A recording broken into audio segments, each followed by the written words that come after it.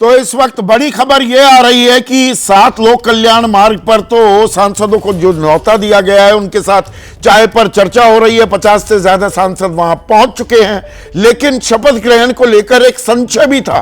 और संशय ये कि क्या कांग्रेस जो मुख्य विपक्षी दल है वो इस शपथ ग्रहण में शामिल होगी या नहीं।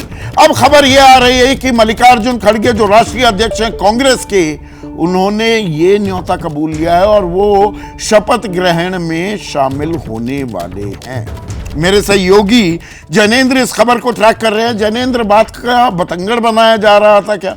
ये तो सभ्यता का, परंपरा का तकाजा है भाई। नई सरकार बन रही है, आप अच्छा लड़े, आप हार गए, एनडीए की सरकार बन रही है, तो शपथ ग्रहण में होना ना होना ये तो सवालों के घेरे में आना ही नहीं चाहिए था दरअसल।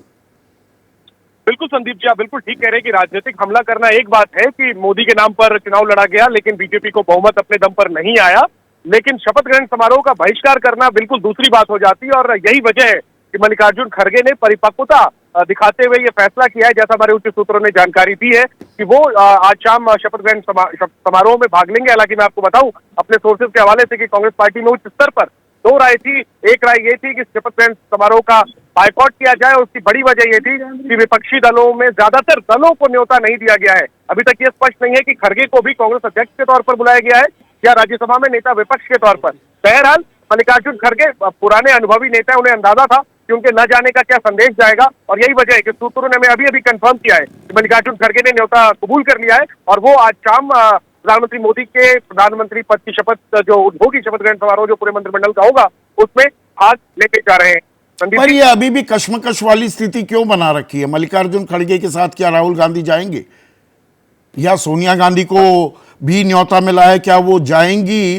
क्योंकि खबर ये आ रही है कांग्रेस वर्किंग कमेटी की जो कल बैठक हुई, तमाम सांसद और कांग्रेस के वरिष्ठ नेता राहुल गांधी पर दबाव बना रहे हैं कि आप नेता प्रतिपक्ष बनिए। तो नेता प्रतिपक्ष को तो शपथ ग्रहण में होना चाहिए। बिल्कुल, लेकिन अभी तक तो राहुल गांधी नेता प्रतिपक्ष बने नहीं है। तो संभवतः अगर वो नेता प्रतिपक्ष अब तक चुन लिए जाते तो संभवतः उन्हें भी इनवाइट किया जाता। ये साफ नहीं है कि सोनिया गांधी को, जो कांग्रेस संसदीय दल की प्रमुख कली चुनी गई है, पहले भी वो इसी पद पर थी, क्या उन्हें न्योता मिला है? ये साफ नहीं है। लेकिन मल्लिकार्जुन खड़गे कांग्रेस अध्यक्ष है, राज्यसभा में नेता विपक्ष तो है। ये जो असमंजस की स्थिति है, ये दरअसल इंडिया को भी साफ करनी चाहिए, गठबंधन को और एनडीए को भी।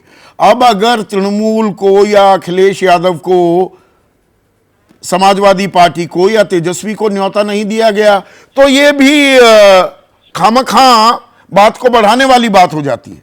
जैनेंद्र, बिल्कुल संदीप जी, कम से कम जो उन दलों का जिनका प्रतिनिधित्व लोकसभा में है, जो नई गठित हुई है, चुनी गई है, उनके कम से कम अध्यक्षों को तो न्योता दिया ही जाना चाहिए। लेकिन खुद अगर हम टीएमसी की बात करें तो तृणमूल कांग्रेस ने साफ कहा है कि उन्हें न्योता नहीं दिया गया है। हमने प्रमोद तिवारी से बात की, जो डिप्टी लीडर है मल्लिकार्जुन खड़गे के साथ राज्यसभा में कांग्रेस के, उनका भी कहना था कि कई विपक्ष के कई छोटे दलों को न्योता नहीं दिया गया है। तो यही आधार था। कांग्रेस में जो 2 राय थी वो इसी वजह से थी कि विपक्ष के कई दलों को न्योता नहीं मिला है, और चूंकि इंडिया गठबंधन में सभी दल शामिल है, ऐसे में कांग्रेस को भी एक प्रिंसिपल पोजीशन लेकर के नहीं जाना चाहिए। लेकिन तो सबके अपने अपने तर्क हैं, पर जो ताल ठोकी गई थी कि सर्वमत से 18वीं संसद, 18वीं लोकसभा चलेगी, तो वो सर्वमत होता नहीं दिख रहा है। बाद में झगड़े होंगे, वो तो राजनीति में होते हैं, और विरोध होता है। विपक्ष का काम ही एक्सपोज, अपोज, डिपोज करना होता है। पर शुरुआत कम से कम एक हैप्पी नोट पर होनी चाहिए, वो भी अभी होती नहीं दिख रही है।